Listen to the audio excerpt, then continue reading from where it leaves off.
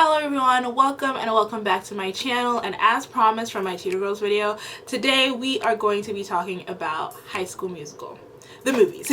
But before we get into that, my fan is on, my fan is blowing, it is hot in my room. If my fan is not on, then I will proceed to melt, and I don't have AC. It's a whole thing. So hopefully it's not too loud, and as always I'll try to fix it. I feel like I've been saying this for like the past 3 or 4 videos, but I'll try to fix it if it's really bad. But other than that, there's nothing I can do about it because I'm sweating, and I know you might be saying, why are you wearing a sweater? Mind your business. So anyways, back into the video. High School Musical is arguably one of the Rat Channel's best exports, one of its best creations, because I was watching the movies and I watched them one after the other, and it took me about 4.5 hours. It was pretty quick, and I didn't expect the emotion that I would have after watching High School Musical 3, well, watching all of them, but specifically 2 and 3, because those are the ones that I remember the most. By the end of High School Musical 3, I was crying, and I don't know why I was crying. I know why I was crying. I cry for everything, but I didn't expect that I would cry, and looking back, it's kind of silly that I didn't expect myself to cry, because High School Musical was a big part of my adolescence, of my childhood. I think I was probably 12, and that's 12 years ago. That's a while ago. So I think I was 12. I was between the ages of 12 and 14 when the last High School Musical film came out, and the first one came out in 2006. So that was a 2-year period where 3 movies came out back to back to back, and I think they knew what they were doing because it kept everybody's attention, right? There was a specific time in Disney Channel when all that was hyped, or all that came out was High School Musical movies. Now for today's video, I'm going to be doing 3 things. So I'm going to be talking about the characters, not all of the characters obviously, but the main ones with a few side parts here and there. So I'm going to be talking about the characters. I am going to state which are my favorite movies and why. I am going to be going over which is my favorite soundtrack and why. And also I am going to be going into my top 10 High School Musical songs of all time. That is what I am planning to do for this video, and hopefully it doesn't take me 2 hours. Hopefully it won't, because the things that I have to say about the characters are relatively short. If you like these kinds of videos, then subscribe if you want to. You don't have to. But anyways, let's get into it. So the first character that we are going to be talking about is Troy's dad. I call him Troy's dad because I don't know that man's name.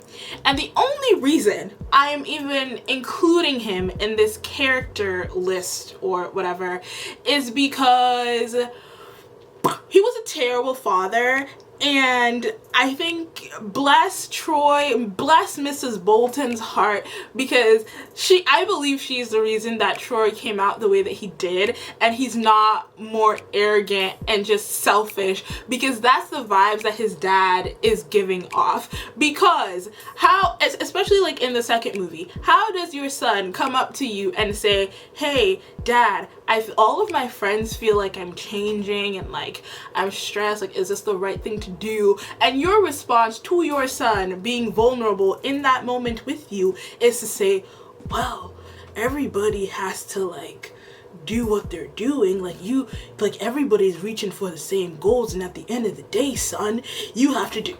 I mean, I get where he's coming from, don't get me wrong, but there are better ways to phrase that to a teenager, because I think Troy's 17 in the second movie. There are better ways to phrase that to a teenager where it doesn't sound like you're implying, hey, who gives a fuck about your friends, you don't need them anyways. I know it's high school, I know what he was implying, but still at the end of the day, that's kind of stupid. So I think Troy got all of his redeeming qualities from his mom, even though we don't see her that much. I think we see her like twice. I feel like that's where he gets most of his like best qualities from, and we throw the whole dad away. Next two characters that I want to get into, Rocket Man and Tierra.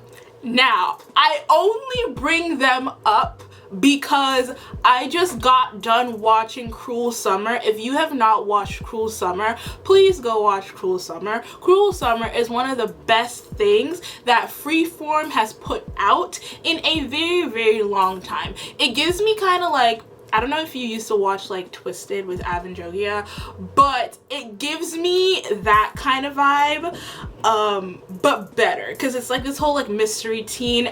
This is not a Cruel Summer video. Maybe I should do one, but this is not that video. If you have not seen it, then go watch it, because then you'll be able to understand this reference.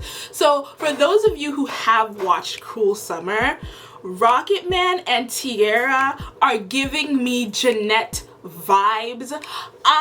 And this might be taking it a little bit too far because High School Musical is not that show, but thank goodness that Troy and Sharpay, no wait, thank goodness that Troy was graduating at the time that he did. So because I feel like if Troy would have stayed a little bit longer and Rocket Man got his clutches into Troy, we would have been seeing a Jeanette Turner situation, and like he would have taken over that man's life if he could. I don't know if he's smart enough to, if he's smart enough to do it, that is a whole other discussion, but if he could, he would have taken over Troy Bolton's life. And thank goodness that Sharpay is who Sharpay is, because Tierra, first of all, Tierra, you can't outdo the doer. Okay, you can't outdo Miss Sharpay Evans. If you were trying to come and take her spot, like if you're gonna be a copy, at least be better than the original, if that's the route that you're going to take, because you can't outdo Miss Sharpay Evans on her own like playing, like you can't outdo her on her own playground. Like this is not what this is. So those two people, just thank goodness that Troy was graduating and Miss Sharpay Evans is Miss Sharpay Evans, because we don't know. I don't have her written down here, but Miss Darbus, I liked Darbus. In the beginning, I felt her. I understood when she was talking to the principal and she was like, had these two boys not been athletes, they would not be getting special treatment. And although she's the one who submitted Troy's application to Juilliard, I did understand when she said, it's better that you have this conflict and you have these kinds of thoughts now, like while you're still young, rather than in 20 years when you're sitting down and you're just like, what have I done with my life? I really, really liked Miss Darbus, so I just thought that I'd throw that in there. And now we get on to like the main characters. We're gonna start with Kelsey. Kelsey Nielsen. A star, okay? A superstar, okay? A writer, a composer. Why do you think Sharpay and Ryan were always trying to get her songs? Because she wrote the best songs, okay? I don't think y'all are understanding, because let me Breaking Free, You Are the Music in Me, every day. Every day. Just shut it down. Shut it down. Just stop the music and give Miss Kelsey her flowers, because she deserves it. I know in the beginning she was kind of shy, but at the end she did stand up to Sharpay and she was making her own decision. She was doing shit and she deserved the Juilliard scholarship. She did. She really, really did, because for her to compose that show from start to finish while maintaining grades, while doing all of this stuff, my girl's a queen, she's a star, and y'all are just gonna have to get with the winning team. And that's all that I have to say on Miss Kelsey. Nothing bad to say. She's amazing. She is just amazing. Next we get on to Taylor. And this is where I have my biggest disappointment, because High School Musical isn't even about Gabriella, but Taylor was in Gabriella's shadow, and we've seen this multiple times. The dark-skinned black girl just gets thrown to the side. I feel like all of like the quote-unquote main characters, well, that I'm gonna discuss, all of them had their own lives and their own aspirations and the things that they wanted to do. But when it came to Taylor, she was just in Gabriella's shadow all of the time. Everything that she would do would have to be in accordance with Gabriella. Even in the first movie, when they got Troy to say all of those stupid things, like it was just, and then they put her with Chad. Please, oh my goodness. Even Chad had a better somewhat storyline than than Taylor did. So I feel that was a missed opportunity. I feel like that was like a little bit of misogynoir. But she said she's going to be the president of the United States, and I love that for her. I hope she achieves all of her dreams and wishes. Also, I'd like to bring up the fact that Monique Coleman, the actress who played Taylor, has come out and said that while she was filming the movies, she had to style herself. So for example, all of the headbands that she wore throughout the series wasn't necessarily part of her character design. It was because people did not know what to do with her hair, and then she ended up having to do it herself on a Disney production, which is kind of wild, but at the same time, like, I don't know, that's just crazy. So I thought I'd just bring it up. Next character, Chad. Nothing to say. I don't like him. He looks Chad is the kind of person in your friend group that you don't want to be around when other people are not there, if that makes sense, because too much of him is just annoying, and like he doesn't have a middle ground. I feel like, you know what, I'm lying. I feel like he was really cool with Ryan and the whole like I don't dance situation. Like yes. And I feel like he did tone down a lot after the first movie, but I would not want to. I know several Chads in real life, and I would not want to be associated with them in real life. So this Chad does nothing for me. And he did not deserve Miss Taylor. He did not. Like, when he was asking her to prom, I fully expected him to break out into musical number, but then I guess that would not be appropriate for his character anyways. But he did not deserve her, and we move. Ryan Evans, a star! Okay, here's the thing. It would have been very easy for Ryan to fall into Sharpay's shadow, because if you have a personality like Sharpay Evans, then of course it's hard to like break out and do things on your own. But he didn't do that, and I applaud him. In the first movie, he was like, I was looking at Ryan like, you just let her treat you like that. But he had to stand up for himself, and that is the moral of the story. Stand up for yourself. In the second movie, he did what he was supposed to do, and he broke out of her. The second movie was Ryan's like coming of age, because he broke out of his shell and he was able to stand up to her, and he did it, and he's talented. It's not like he's a flop. It's one thing to be like a flop and be related to Sharpay Evans, but it like he is talented, and he did deserve the Juilliard scholarship as well. And I know that a lot of people were upset about there being 2 scholarships, but if there were 2 and if they were going to go to anybody, I feel like that they made the right decision with having it go to Ryan, because he choreographed the entire thing, and Kelsey, because and this is like a side note, there are a lot of people who can do, but not a lot of people are visionaries, if you catch my drift, right? Like, so for example, Doja Cat. Doja Cat is very, very talented, but Doja Cat also has vision. Okay, some people are very talented, some people have amazing voices, some people can dance, but in a world where a lot of people can do that, vision, like being able to see a concept, being able to create, is going to put you miles apart from other people who can't. That's why Beyonce is who Beyonce is, because she has vision. So that's all that I wanted to add to that. And before we move on, we all know that Ryan was like, right? Ryan was gay.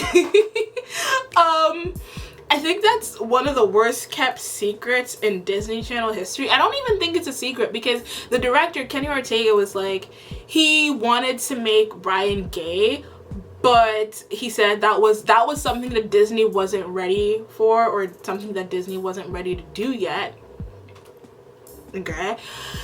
And he did all of this in order to like combat that. He gave Ryan all of these gay stereotypes. He made them like made him the stereotypical gay, because he couldn't just explicitly state that he was gay. And I mean, that's one way to go about it. But yeah, I think they were saying, he was saying that in canon, Ryan comes out in university. So that's great. That's amazing. Next, we are on to one of my favorite characters for all of the wrong reasons, Miss Sharpay Evans. You have to love her. Even if you hate her on some level, you have to admire the dedication, you have to admire the skill, you have to admire the talent that Sharpay has. She's a performer. She is. She's a performer. She was born to be on the stage. I still have yet to watch Sharpay's Great Adventure. I didn't get to watch it while I was watching these two movies, but I'm gonna watch it at some point, probably after I film this video, which is probably counterintuitive. But do I agree with all of the moves that she was making, especially in the second movie? No, because at some point you just have to recognize that he's just not that into you. And I understand that sometimes your soulmate can be with somebody else, but Sharpay, I have to call it as I see it. There. But other than that, I agreed with her in the first movie, because who are these? Like, I've been running this talent show for the past 6 years on my own. Who are you to just come in and think that you can start doing stuff? It does not work like that. And I agreed with her, okay? Like, she was trying to keep them in check.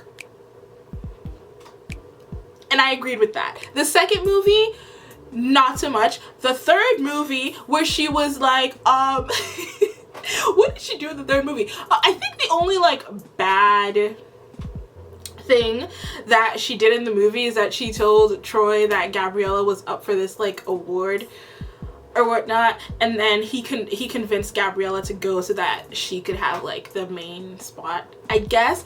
But like, if Gabriella didn't tell them earlier, she was gonna fuck up the musical and they wouldn't have had enough time to have everything figured out. So that wasn't necessarily a bad thing. I think that Sharpay just wants to be at the top. I think she's good at what she does. Oh, this is in my eye.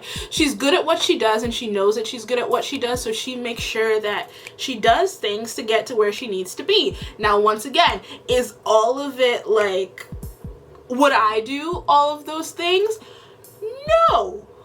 But Sharpay is rich and white and blonde, and like, as much as I hate to say it, like, she did those things because she could. And we're just gonna leave it at that. I love Sharpay. She's a character that I love to hate. Not even love to hate, I just really like her. Next character, Gabriella Montez. Now, in comparison to, I can't believe I'm about to say this. When I was younger, I think I had this skewed view, because when this movie came out, you can bet your ass that I used to go around telling people that Gabriella was named after me. But as I watch this like older, the movies are still amazing, but Gabriella is way more dull than she was when I watched it when I was younger, and I feel like I was just disillusioned by her having my name, and that I had like the biggest crush on Troy Bolton, but we're gonna get to that man. So Gabrielle was boring. Gabrielle was boring, especially in comparison to Miss Sharpay Evans. Gabrielle was boring. She was kind of like, do I want to say she was like the moral compass for the movies? But what did she, I think in the second movie, when she was talking to Troy about him like kind of losing himself or whatever. But other than that, she was kind of boring. But she was cute though. It was gorgeous gowns. Gorgeous gowns. The gowns were gorgeous. But other than that, did she give me substance? No. She broke up with Troy like every movie though. The first one wasn't even her fault, because he said nasty things. The second one, when he started like changing, I guess that was his fault. And the third one, she just broke up with him because like they were gonna have like a long distance relationship or whatever. But she did break up with him for every movie. But other than that, Miss Gabriela Montez is not that interesting. Gorgeous gowns. Gorgeous gowns. She's a nice person from what I understand. Very cute, very adorable, very bubbly. But now we move on to the main character of the story. When I was younger, I used to think High School Musical was about Gabriella, and that could have just been my main character syndrome playing out in the form of like somebody who had my name. But as I watched it again, I was like, this story revolves completely around Troy Bolton. Everybody in this movie, in this world, in this High School Musical world, just like revolves around him. Like all of the characters' choices are based upon what Troy wants to do or mistakes that like it's based on Troy Bolton. And this did not bode well for my 12-year-old psyche, because when I tell you I'm so sick. When I tell you that Troy and Gabriella's relationship, and this is where my delusional fantasies came into play, since my name was Gabriella as well. When I tell you my delusional Troy Bolton's fantasies have ruined me for life, and I didn't realize how badly it ruined me until I watched it as an adult, as the way that I am now. And this is terrible. This is very, very terrible, because Troy Bolton is a very good man, I fear.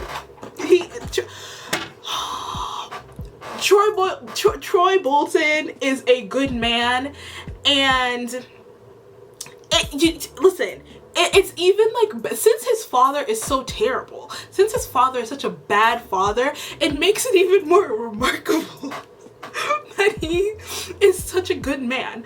I don't know what to say. I really, really don't, because listen, and this might just be me excusing some of his actions, because I like, in the first movie, that was peer pressure. That was his so-called friends, Chad, being just mean and rude because their friend wanted to sing in a little musical.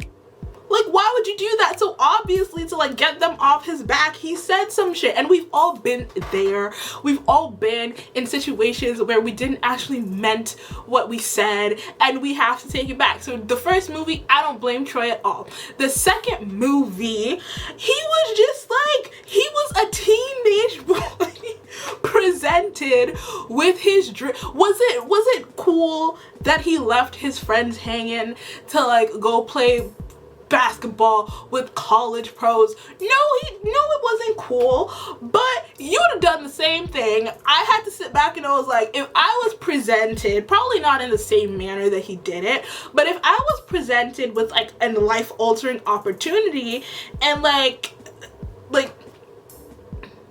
and I couldn't necessarily take my friends along with me, would I have done the same thing? Probably, maybe. And it was kind of fucked up when he looked at them and he was like, this is a closed practice. But other than that, like, it was fine. And then he came around in the end. He made everything right in the end. So I applaud him, okay? I do. The third movie, Troy did absolutely nothing wrong. Please don't try to tell me any different. He did literally, absolutely, he didn't do anything wrong.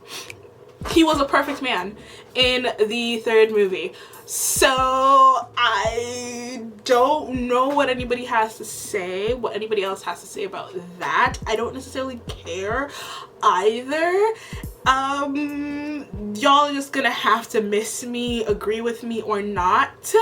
But Troy Bolton is a perfect man. I will not be taking any questions. I will not be taking any concerns. And yeah, so that's it for the characters. That's it for the characters.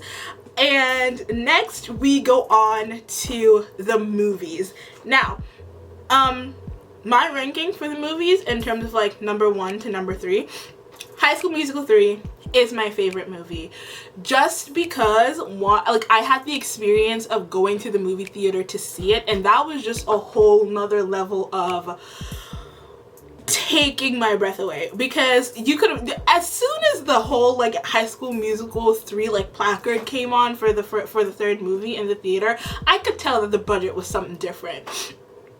Because that opening credit, that opening scene probably cost more than all of the rest of all the movies. And not to mention Troy Bolton's face being the first thing that pops up on the screen. Nah. Nope.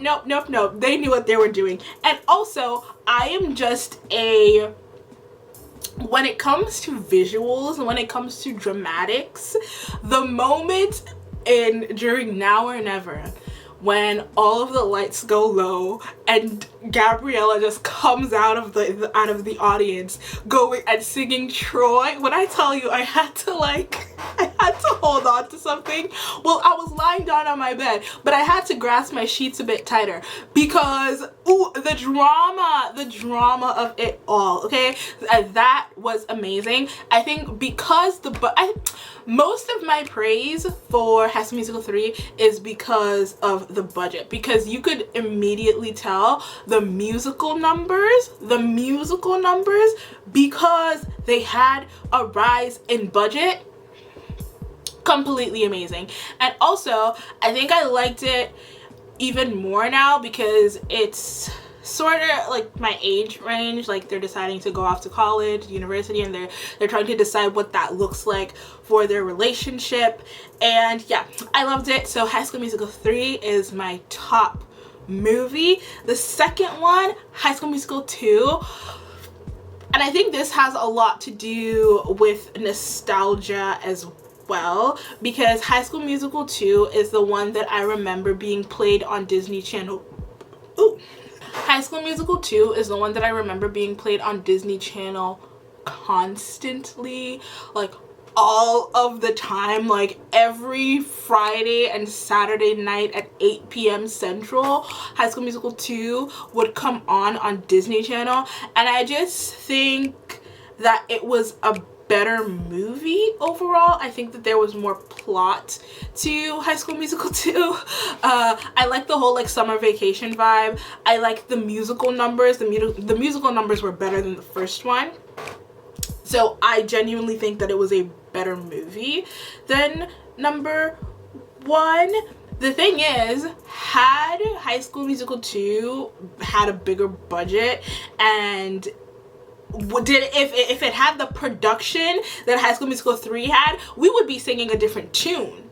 We would be, because it would be very different. But anyways, it didn't, and this is what we have. And so my second favorite is High School Musical 2.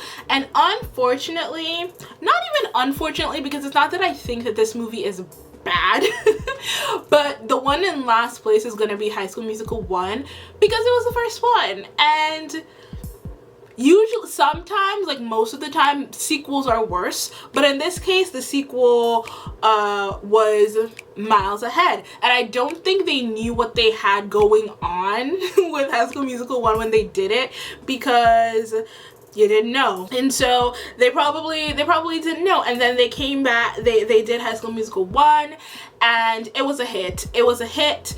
It just didn't give me the same feeling as the other two movies, probably because we were only just starting to get to know the characters. We were just starting to get to know Gabriella and Troy and the social dynamics at East High. So there was that. So those are my ranking of the movies from number 3 to number 1.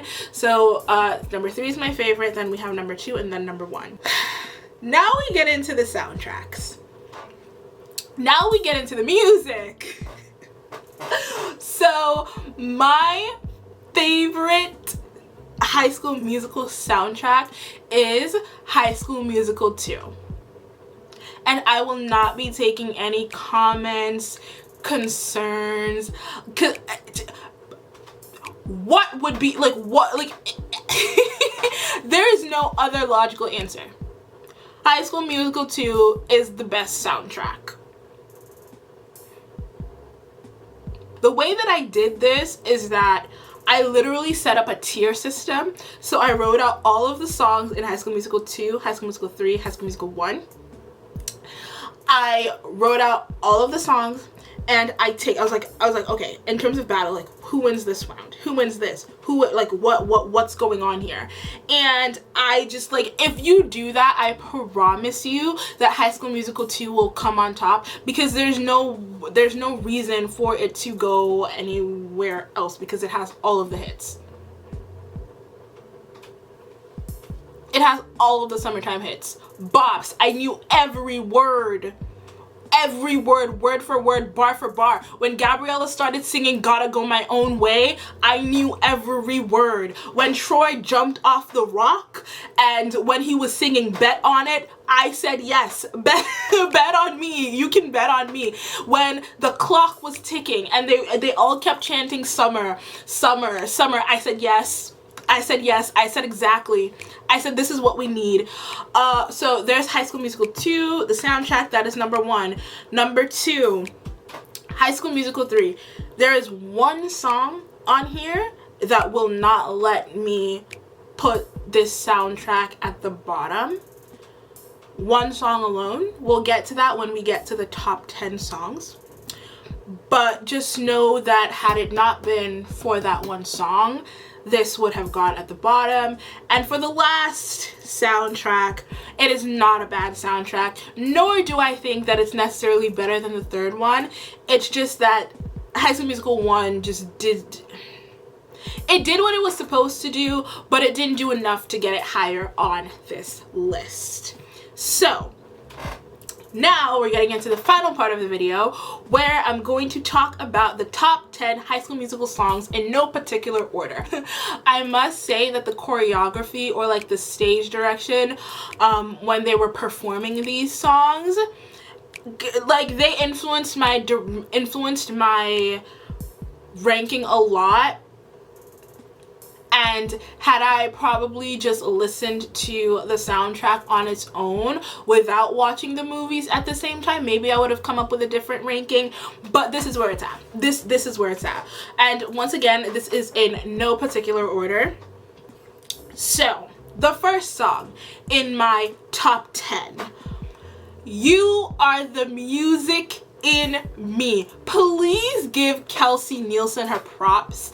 Please give her her flowers, because there's no reason for this song to be as good as it is. When they were singing it after they clocked into work, because they clocked into work and then they went to sing, but as they were singing it, and Troy was like, oh, like, my musical days started and ended with the East High Musicale or whatever. When he said that and he heard the notes from the piano, he said, oh, wait, this one is different, because Kelsey did the damn thing, okay? And we need to give my girl her respect. The second one, I Don't Dance.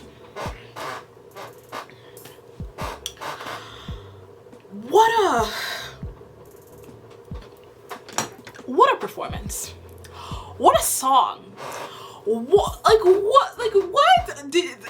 listen, stop the video, stop the video, go watch, because I'm pretty sure it's on YouTube, go watch the I Don't Dance musical choreography thing. Corbin Blue and Ryan did their, Chad and Ryan, I don't give Chad too much, you know, I don't like Chad, but however mean the same thing. It was done, and I'm pretty sure it's because Ryan was there, because you know Ryan is a choreographer, Ryan is a star, Ryan gives stage presence. It was excellent. It's excellent. If I had to really choose, I Don't Dance would be probably in my top 5 if I look at it like this. But yes, everything was there. It was amazing. It was camp. It was just everything. And by the end of the scene, they had switched clothes, which I thought was hilarious. So we have I Don't Dance. And then next, we have the opening number of High School Musical 2. Do you notice how all of these songs are from the second soundtrack? Okay, just thought I'd point it out as to why you may think that I feel that the second soundtrack is the best soundtrack, because all of the best songs are from the second soundtrack. Okay, the third song, What Time Is It? An opening for a movie if I have ever heard one. Okay, a grand musical number gives you a feeling of what the movie is going to be about. We don't get songs like her anymore. We just don't. Next one, Breaking Free. Breaking Free was the perfect closer to High School Musical 1. It has energy, it has bounce, it makes you want to get up and do a little two-step. And Troy and Gabriella did what they had to do while singing that song. And of course, Kelsey, she wrote the shit out of that song, okay? So we have Breaking Free.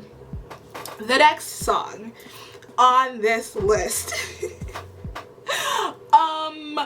Gotta Go My Own Way. Now, Gabriella throughout the 3 movies, Gabriella has gotten 3 solos. When There Was You and Me for the first one, Gotta Go My Own Way for this one, for the second one, and Walk Away for the third movie. Gotta Go My Own Way is iconic. It sounds very reminiscent of the music that Vanessa Hudgens did. Yes, Vanessa Hudgens has 2 albums. I listened to both of them. It's V and Identified, I believe. And they're pretty good albums. They're very good albums. So that is kind of reminiscent of her sound, because it was very like early's R&B-ish with a little bit of pop. And then you have Troy come in on the bridge. Yes, it's a very excellent, very excellent song. This might go in my top 5 as well. The next song, Bet on It. When I listen, this is one of the songs that used to play on Disney, like in the commercial breaks. They would give you the Bet on It. Iconic. The black fit, the oversaturation of that movie, because High School Musical 2 is just very oversaturated. Like, Troy's eyes used to like scare me sometimes. The landscape, the big ass rocks that he was he was in the wilderness, okay? He was going through it. He was on that golf course and he was just distraught that none of his friends wanted to talk to him again, okay? A little bit of his own doing, but then again, not too much on Troy, because I love him.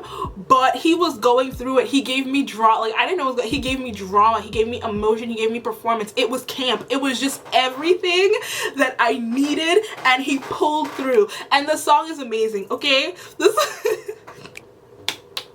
song is great. It's great. It's really amazing. Next song, also from High School Musical 2, Every Day. Hear me out. When we get to like the last part of Every Day, where they're like, live every day, it reminded me of like a black choir, a black church. It took me back to Sunday school, okay? That is what that song did, and it's excellent. Once again, Kelsey, once again, do you catch my drift? Do you see where I'm going with this? Once again, Kelsey did that. Kelsey did that. Every day of our lives, wanna find you there, wanna hold on tight. Who's writing like she is? Like who is giving you that level of lyricism? Nobody, just Kelsey. Now on to the next song. Now when I was speaking before, I told you that there's one song that just would not let me put High School Musical 3 at the bottom of the list. And that song is I Want It All, performed by Miss Sharpay Evans and Mr. Ryan Evans. That is the best song off of the soundtrack, and it had the biggest production in the movie, as it should have, because it was the best song. Okay, Sharpay was performing, Ryan was performing, and that's why the song sounds as good as it does. That's why my conscience will not allow me to put it anywhere less than it deserves. It's the only thing that saves the soundtrack. It's the only reason why the soundtrack isn't at the bottom. And that's not to say that the soundtrack is bad. No, it's not. But in comparison to everything else, it's a bit meh. It's the soundtrack, like, quality and production is better than the other two, because you can hear the vocals more clearly and you can do all of that. But in terms of songs and musical numbers and performance, she's not seeing the rest of the girls, right? And I Want It All, just like, it just gives you everything. It just gives you drama, it gives you performance, it gives you stage. Sharpay is doing Sharpay, Ryan is doing Ryan. Excellent. Just very, very excellent. The next song in the top 10, Walk Away. As I said before, Miss Gabriella, she got 3 solos. Gotta Go My Own Way is one of them. They're on this list. Walk Away is one of them. It's on this list as well. Yep. This is probably, like, lyrics wise. Lyrics wise, it's probably one of my favorite songs off of the soundtracks, because I love the performance of it as well, because when she was singing it, all of the stuff in her house was disappearing as she was leaving, so there's that aspect to it. But yes, I Walk Away, amazing. And the last one on my top 10. You know what, before I do that, I was just thinking, and if I had to add another song to this list, it would be Can I Have This Dance? Why did I say that as a question? It would be Can I Have This Dance? Because I just think it's a really cute song, and I think the whole, like, dance sequence on the roof was quite amazing. The last song from here is a song from the first movie, Stick to the Status Quo. Can we get a round of applause for that song? Because I feel like that song doesn't get as near as much as it deserves. It is just, this song was the gateway to the larger performances of the series, right? This is when, like, they were dancing, they were singing, it was ensemble, it was just everything, okay? So this song, amazing. And yeah, that is all that I have to say about the music. I think overall, like, High School Musical was pretty epic. It was pretty epic, and when I watched it is when I realized, oh, like, this was a large part of my childhood. And it was so fun to go back and, like, look at characters and see things that I hadn't seen before, because while I've been watching these movies and these shows, the worst thing that happens is that I realize that I don't like it as much as I thought I did. Or I've grown up so much that I can't relate to it anymore. And I really, really like the fact that while watching these movies, I was able to find the love and joy. Like I told you, by the third one, when they graduated and they were all looking into the camera, like, I was done for. I was crying, because I remember how I felt watching it. But other than that, that is the video. Thank you so much for watching. The next video that I do will be on Camp Rock. Since I'm on this, like, whole musical thing, I figure let's just keep the ball rolling. Disney musical movies. I kind of know how I'm gonna feel about Camp Rock, because I didn't like it as much when I was a kid, so that's like a spoiler, so I don't even think I'm gonna like it at all as an adult, but we'll see. Stranger things have happened. But anyways, thank you so much for watching this and watching me ramble about High School Musical. I had so much fun doing this video, actually. But subscribe if you want to see any more of me, I guess. And I will see you in the next one. Bye.